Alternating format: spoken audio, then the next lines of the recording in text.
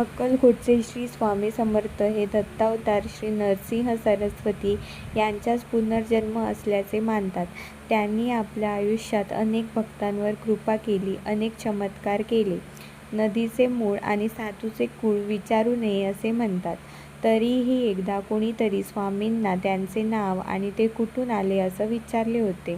तेव्हा त्यांनी मी नरसिंहबान श्रीशैलम जवळच्या कर्दळी वनातून आलो असल्याचे सांगितले. त्यांनी प्रकट होण्याची कथा अशी आहे. श्रीशैलमला महादेवाचे ज्योतिर्लिंग आहे.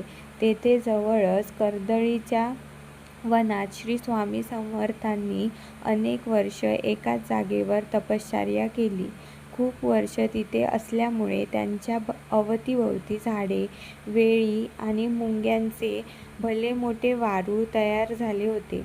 एकदा उद्धव नावाचा लाकूडतोड्या तिथली झाडे आणि ते वारूळ तोडून साफ करत असताना त्याच्या कुऱ्हाडीचा प्रहार स्वामींच्या मांडीवर बसला आणि त्यांना रक्त यायला लागले. ते जागृत झाले आणि वारुळातून बाहेर आले. अशा तपस्वी माणसाला आपल्याकडून कुऱ्हाड लागल्यामुळे तो लाकूडतोड्या घाबरला आणि क्षमा याचना करायला लागला. स्वामींनी त्याला क्षमा केली.